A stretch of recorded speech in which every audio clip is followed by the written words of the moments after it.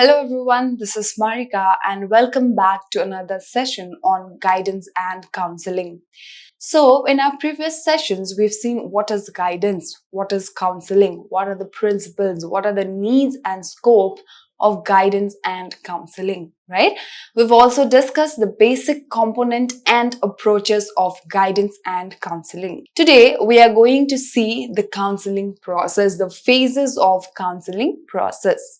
So let us quickly recall what counseling is. So counseling is a process. Counseling is a mutual consultation involving minimum of two people who is a counselor and a counselee. The counselor helps the counselee to solve the problem that he or she is not able to solve on their own, right? The problem that they are facing, and also helps them to develop an insight about the problem. So now let us see how does the process of counseling takes place. Okay, what are the different phases in the process of counseling? So as I've said, the process of counseling takes place in phases, right? There are different phases in the process of counseling. So these phases are interrelated and interconnected with one another. Of course, the phases that moves from one phase to another phase will be interrelated and will be interconnected. So the process of counseling is a flexible process and it can be modified, right, according to the need of the client. And it can be modified according to the problem and need of the client. That means counseling is flexible and we should change the counseling process according to the nature of the problem and the need of the client. So let us discuss the different phases. There are four major phases in the counseling process, right? Let us discuss one by one what are these phases. So the first one is establishing relationship. The fourth one is intervention, and the last one is termination and follow-up. So let us discuss one by one. So the first phase is establishing relationship. So from the term itself, it is self-explanatory, right? To establish a relationship. So as I have been saying, it is an interactive process between two members, a counselee and a counselor.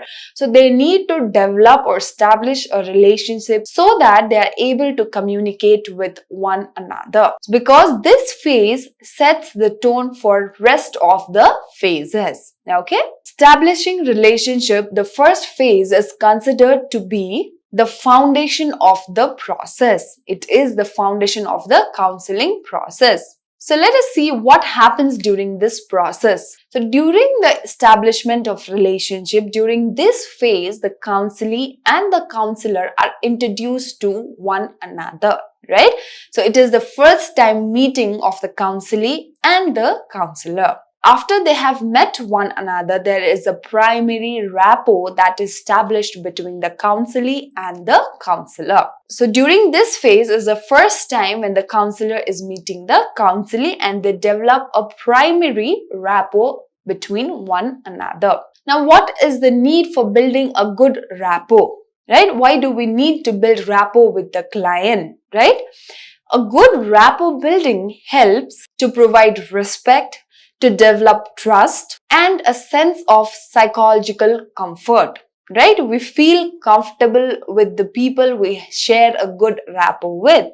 So now when I'm saying establishing a relationship, now it is not necessary that in the very first session where the counselee and the counselor meets, they develop a good rapport or they develop a good relationship. It might take many sessions for them to develop a good rapport. Even in our general life, we sometimes instantly click with people, right? We sometimes instantly connect with people.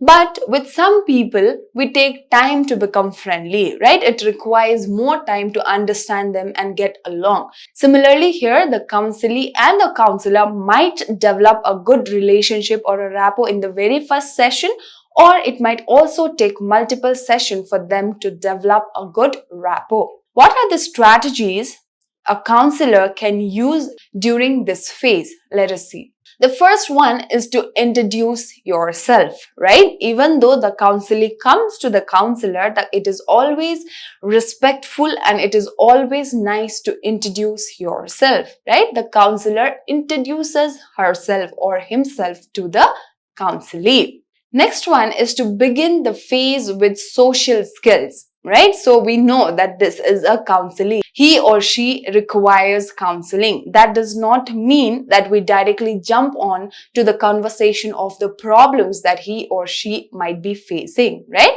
So once the counselor introduces himself, the counselor can get engaged in some social interaction. Okay, instead of directly jumping into the problem of the client. So what happens when we have a social conversation with someone, when we have a general conversation with someone, the client or the counselee feels at ease and they start to communicate more effectively. Next strategy is that always address the counselee with their name and also to remember the name of the client, right? As a counselor, there may be various different clients that you may see on a daily basis, but make sure as a counselor to remember the name of the client, and whenever you are speaking with the client, address the client by his or her name. The next strategy is to ensure physical comfort of the counselee as well as of the counselor. So as we've discussed in communication, as we have discussed in IPR, a good environment, a comfortable environment is where people communicate effectively, right? To make sure that your communication is not interrupted or there are no problems or barriers in communication, make sure to provide a good comfortable environment for the counseling as well as for yourself. The next strategy is not to interrupt the counselee while they are talking. Okay, so we've also seen this one in techniques of communication, right? So when you are interrupted while you speak, right? When you are talking about something and the other person keeps interrupting you in between, the person loses the interest of completing the conversation, right? So that must be avoided. Next one is to listen attentively. Active listening. So the counselor has to listen to what the counselee is saying. What are the different problems of the counselee? And lastly, we have to observe the non-verbal communication. Of course, whatever is being said out by the counselee, we are listening actively, right? We are recording it actively. But as a counselor, you must also observe the non-verbal communication. We know how important non-verbal communication is, right? We have discussed. So through non-verbal gestures, we sometimes can find out what is being communicated is whether truth or not, right? Or whether what is being communicated is matching the non-verbal gesture of the client or not, right? So non-verbal gestures or non-verbal communication also gives out many messages to the counselor. So we have to observe the non-verbal communication of the client as well.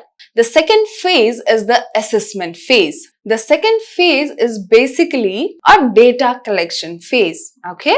So, in the first step, the counselee and the counselor are introduced to one another, they speak with one another and they develop a primary rapport between one another, right?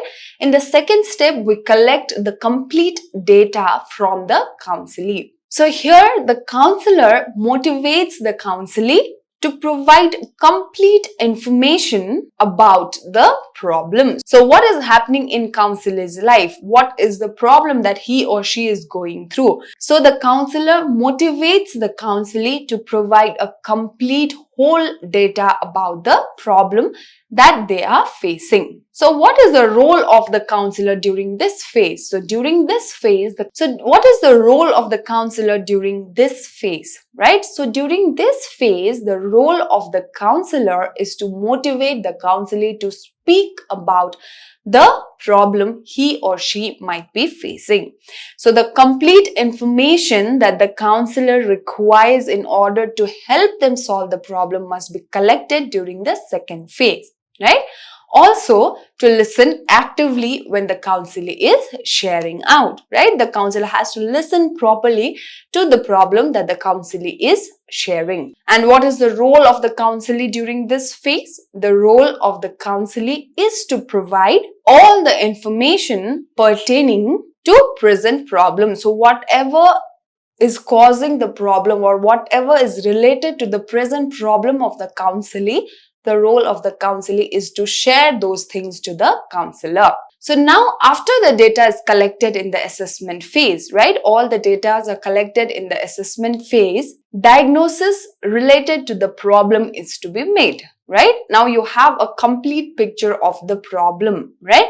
Now what is the diagnosis for that particular problem that is to be made during the assessment phase? Also, we try to find out the possible cause of that particular problem, and to define the problem is done during the assessment phase. To collect this information, various tools can be used. So various tools can be used in the assessment phase to collect the data from the counselee. Next, we have setting goals, right? The next phase is setting goals. In the first phase, there was a relationship. In the second phase, we have shared the problems, right? And we have defined what is the problem, right? In the third phase, we set goals.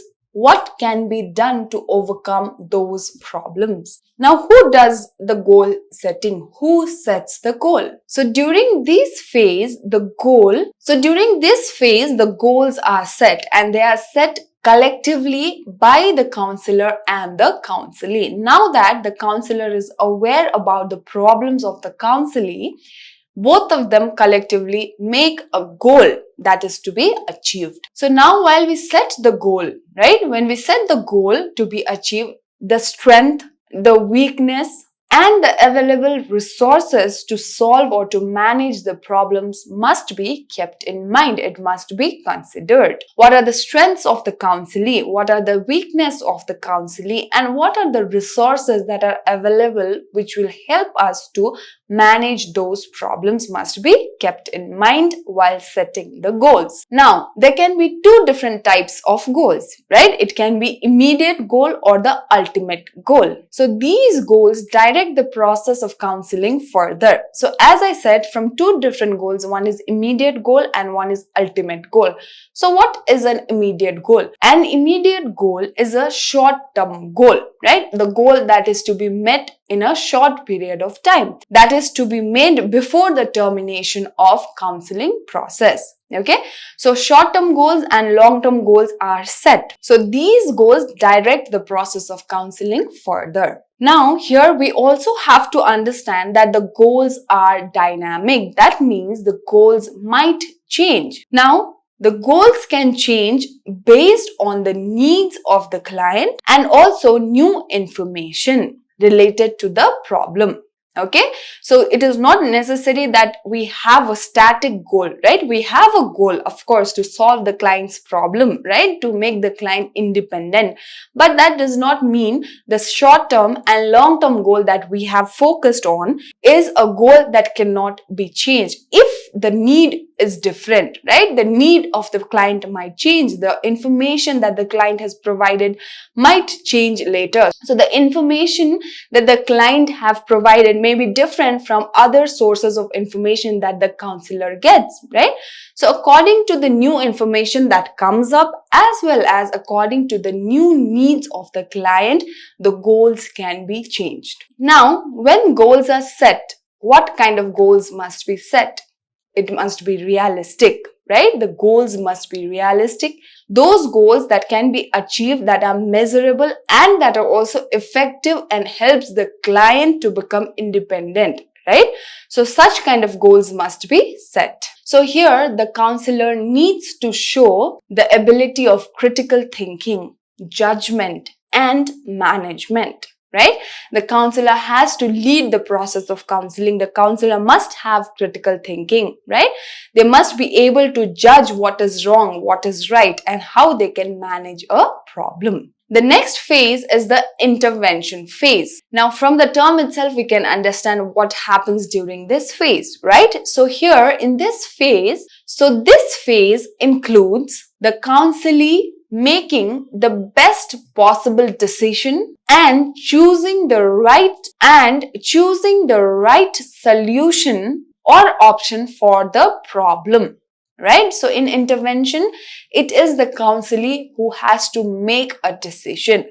Now the counselee has to make the best possible decision that will help them overcome the problem. Now, the intervention depends upon the approaches used. What are the different types of approaches used by the counselor? We have discussed in our last session the different types of approaches in counseling process. So the intervention depends on the approaches used by the counselor and the counselee. Right? The nature of a person, the personality of a person also is to be considered. Now, as a counselor, the counselor must also be prepared to change the intervention if the intervention provided does not work, right? So the counselor and the counselee collectively has set goal and they have carried out certain intervention according to the problem of the client. The interventions does not work out. What is the role of the counselor here? Because this particular intervention does not work out, I will try another way of solving a problem, another intervention to solve the problem. Okay? So the main focus of the counselor is to solve the problem of the client ultimately, to make the client independent to solve the problem, right? So the counselor must focus on that, and if interventions provided does not work out, must change the intervention and rework on the counseling process. Moving on to the final phase of counseling process.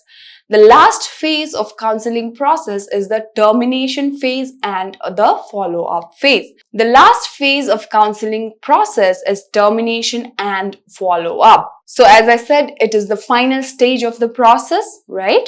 And as discussed in communication and in therapeutic relationship, termination must be planned well ahead of the actual process of termination, right? On a particular day, if the counseling process is to be terminated, we do not go and tell the client on that particular day, right? It must be well planned ahead. Why it must be well planned ahead? So that the counselee feels comfortable, right? So when the counselee is leaving, the counselee must feel comfortable, as well as the counselee must be able to adjust and to handle problems independently, right? So during the process of counseling, the counselor was constantly helping the counselee either to develop an insight or was helping them to solve the problem, the ways to solve the problem, right? Now, since the counseling process is coming to an end, the counselee has to take in charge of their own life, of their own problems. So to make sure that the counselee handles their problem independently, we must inform the counselee beforehand about the termination. So this brings us to the end of phases of counseling process. I hope the class was helpful and I'll see you all in the next session. Thank you.